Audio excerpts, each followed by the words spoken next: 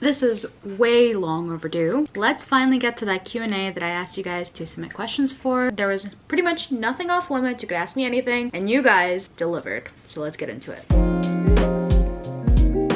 I actually do ask you guys a lot on the communities tab if you're subscribed about videos that you want to see or content that you want in which order. So if you are not a subscriber, make sure that you subscribe, because then you could actually influence what videos that I put out. It is like mid-afternoon. I just got back from endo lab, so I need a little afternoon pick-me-up. Still on my matcha kick. Link in my bio for Magic Mind if you want to check it out. It's really good for that like afternoon slump when you've just gotten back from school but you still want to be productive and do things. Alrighty, so a few of you asked some really good questions, and then because I knew I was going to be filming this video today, I actually put out on my Instagram if anyone else had any last minute questions from there. So I did get a couple questions that I'll include at the end as well. If you're not following me on Instagram or TikTok, make sure that you do, because I put out a lot more consistent content there. And if you have a more pressing question, I'm very responsive in DMs. I always reply to comments on TikTok. So anyways, and I think this is a good question to start. Advice for undergrads wanting to pursue a career in dentistry, what to do to be a more competitive applicant, dental schools to apply to, which types of teachers should I ask for recommendations, internship, shadowing, financially. It's a very big, very loaded question. First of all, welcome, because I have probably tackled a lot of these on my channel already. I have a whole admissions playlist where I talk about personal statement, experiences for ADSAS, how to study for the DAT, things like that. But just to kind of broadly answer this question, because I have answered some parts of this question in more detail, I would say the best advice that I can give pre-dental undergrads, make sure you're in a major that you love, that you are taking classes that you actually enjoy and that don't necessarily have to be science. One of the things that I wish I had learned sooner was that you don't have to be a science major in order to apply to dental school. Honestly, if there's something else that you really love and enjoy, for me that was English Lit. I've talked about this a little bit before, but if I could go back, I would probably do an English major with like a bio minor and still take my prerequisites, study what you enjoy, take classes that you enjoy, and then just make sure that you're keeping track of your prerequisites and when you can take them in order to apply to dental school. Aside from that, stuff that is being asked about recommendations and how to ask for them and who to ask, and that's going to be coming up next in my admissions playlist, so just keep an eye out, make sure that you're subscribed. Thank you for your question. This person says that my college doesn't have a dental club, so honestly that's why I made my channel, because not every school does have a pre-dental club and not everybody can answer these questions. So if you're here, welcome, and I'm glad you found me. Alright, so this is a good question. It's kind of juicy. I know a lot of people want to know this. A lot of people ask. For some reason, it's almost like a very taboo topic to talk about in dental school. This question is one that gets people into their feelings a little bit. I don't know why. I've always been pretty open about things that I was considering. But the question is, are you interested in specializing? Would you still choose Columbia? Does it matter where you go for dental school? All fantastic questions. I came into dental school wanting to specialize. I really liked the idea of oral surgery. I had assisted, and it was actually a woman who was the oral surgeon that I was assisting. It was my mom's friend, and it was when I was studying abroad. I got to see her workflow and what lifestyle she had. I saw the cases that she was able to do, and they were all incredible and amazing, and I thought, wow, this is so cool. And female surgeon, and you know, I wanted to break up the boys club, and that's the mentality that I had going into dental school. Sorry. But the more I learned about the kind of lifestyle that surgical training puts you through in the US, the less I wanted to commit to that. There are two pathways to become an oral surgeon. One pathway where you do 4 years of residency post-dental school, and then there's another pathway where you do 6 years post-dental school, and the 2 additional years you actually go to med school and you get an MD. And I'm not sure what the exact distinction is between what a DDS versus an MD DDS can do as an oral surgeon, but I do know that you don't really have a choice of which one you go to, because when you apply for oral surgery residency through the match, you can be matched into a program that is a 6-year program. Because surgery is very competitive, you're not going to limit yourself to only 4-year programs. You're going to apply to 4 and 6-year programs. But if you don't necessarily want to do the 6-year program and you get matched there, you kind of have no choice. And the more time we spent taking medical school classes as part of our prerequisites at Columbia, the less I kind of wanted to go back and do it again once I was done with dental school. Also, in terms of lifestyle, 6 years or even 4 years after dental school is a long time to dedicate to always being on call, not being able to take a weekend off, time off for special occasion, or you wanted to take a vacation. All those things are very, very difficult to do, and I didn't want to have to give up another 4 years of my life post-dental school to surgical training. Even though I think it's an incredible career, there are so many strong and amazing women doing it right now. I really love Dr. Rola Raba. Her username is @15blades. She's here on YouTube and she's also on Instagram, and she shares her journey as an oral surgery resident. She's actually in her last year. She was one of my inspirations in thinking that I really wanted to go into surgery, but honestly, even her content and the lifestyle that she had to live for the past 6 years, it's challenging. If you can make it through, that is a testament to how strong you are as a person. For me personally, it's just not something that I want to necessarily go through. That was really the only specialty that piqued my interest pre-dental school. I didn't really want to rule anything out before I tried it. I think that it's a little bit naive to have a decision made up in your mind about wanting to do a certain specialty without ever having done anything to do with that specialty. To be honest, I had classmates who came into school and they were like, oh, I 100% want to do this. That was based on the fact that they had like assisted in that specialty, or they knew someone who worked there and they learned firsthand from their experience, which is completely fair. But I think that you can't truly know that you like something or love something enough to do it every day of your life until you actually do it yourself. During my time when I was working as an assistant before and during dental school, I've had the opportunity to work in several different specialties. So I did shadow and assist a little bit in oral surgery. I assisted in pediatrics, I assisted in ortho and in general, and I got to see firsthand what each of those lifestyles looked like. Not only were those experiences very formative in making my decision, but also going through the experience of taking those blocks in dental school and seeing exactly what goes into each of those specialties made me understand that those specialties really aren't for me. After that very long-winded way of answering, I think that I really want to do general dentistry with a focus in full mouth rehabilitation, whether that be porcelain restorations, implants, dentures, things like that. I've gotten to learn from a lot of dentists that have come to give lectures at the aesthetics club that do a lot of this work, and it truly is life-changing. It's being able to transform someone's smile, someone's bite, quality of life, their ability to eat, their ability to sleep and breathe. All of these things can be done with full mouth rehabilitation. So that's the kind of dentistry that I really want to focus on. Obviously, I know that coming out of school and residency as a general dentist, I'm not going to have that much choice into the kind of cases that I take, but I definitely want to invest in some CE courses where I will learn specifically what I want to do for the rest of my career as a dentist. So short answer, no, I do not want to specialize. Long answer, I want to learn a very specific set of skills within general dentistry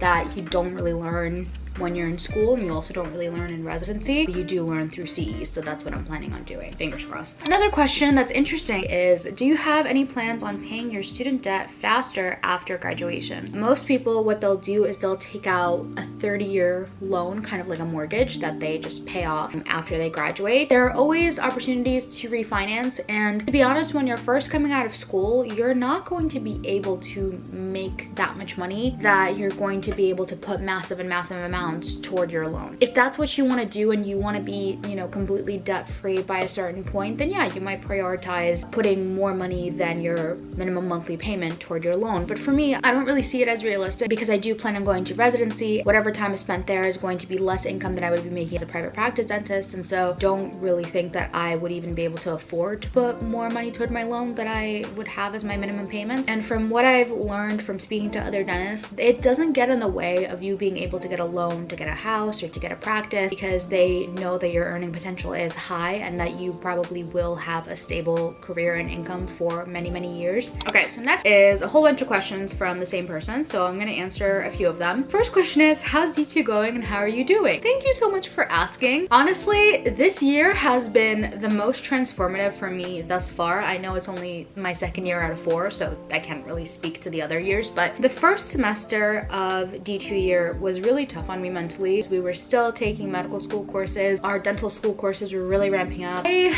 kind of found myself getting kind of lost in everything, and for the first time ever, I felt like I was so overwhelmed that I couldn't see a way out. I was fully in the headspace of, if this happens, then I fail an exam and I fail a class, I would have to repeat the year. And that was a terrifying reality for me. Thank God that I'm no longer in that position. I was able to recover and get myself together, but last semester was definitely the toughest so far in dental school. But I have to say that I've been doing so much better since the spring semester started. Once we went away from the heavy didactic curriculum and we actually started doing things very hands-on and started focusing on the dental specialties, I felt so much better. I was finally in a place where I was comfortable. I was familiar with things. I knew the terminology. I was familiar with the procedures. Finally, my assisting experience was paying off because I was already familiar with certain steps of things like root canals or making an Essex retainer that I've already done. I was finally getting to do the things that I was good at and the things that are truly dentistry. So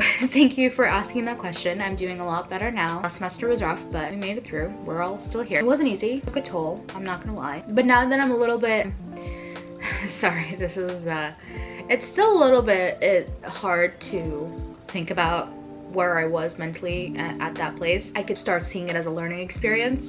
It's very difficult to keep your eye on the big picture in the moment when everything feels so scary and overwhelming, but it truly does get easier, and there are people that are there to support you, and I was lucky that I had people supporting me and reaching out and making sure that I was okay. It's all you can really ask for. You have to make sure that you have coping mechanisms in place and people that are checking in on you and making sure that even though you're struggling, you're staying afloat. Sorry, much more of a loaded question than I thought.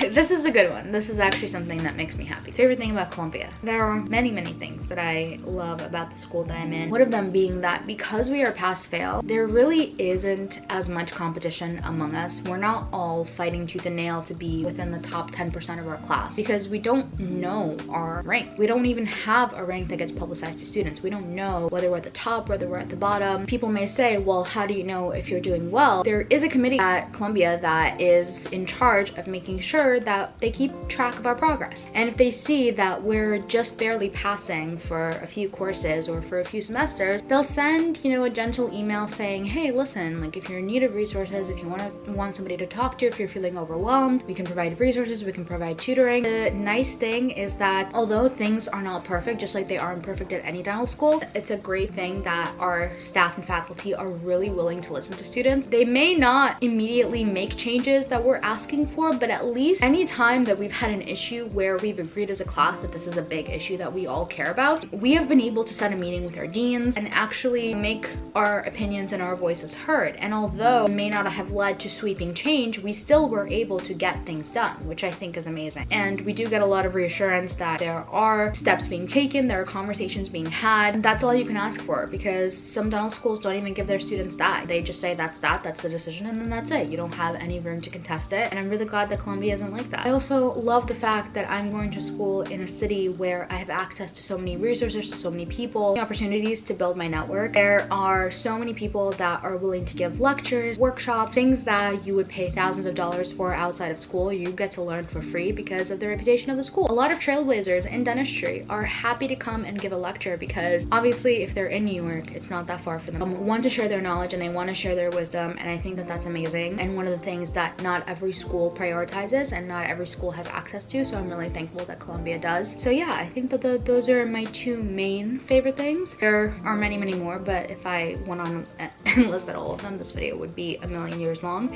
It's already getting long and I'm not even fully through the questions, so I think I'll move on. Oh, the next question is some things you wish you would improve. I would say that there are pros and cons to everything, and one of them being that because we are combined with med students for the first year and a half, what we have noticed as a pattern was that a lot of times the medical students would be prioritized for a lot of things. So the first day of class, all the students from the med school had already had access to their Canvas. They were able to download the materials, they were able to preview the lectures, and when we vocalized that we didn't have access to the lectures, they were like, wait, they didn't give you access? As if it was, you know, dental students were like an afterthought, which didn't feel great, but I guess we could see where their priorities are. Our school had a very huge endowment that was made specifically for the medical school. It was able to be reflected in certain additional things that are really nice for the med students but don't really apply to us, even though we take a lot of the same courses. Part of it is that their tuition is reduced, so they actually pay less money in tuition than we do. And again, for the first 2 years, it stinks a little bit when people that are taking pretty much all of the same courses as you are paying $20,000 less than you are. That I think is something that could be improved on, but again, that has more to do with the fact that the endowment was made more specifically for the medical school. I guess they don't really know how to allocate it. So I'm gonna wrap this up because my battery's dying. Do a part 2 with more questions.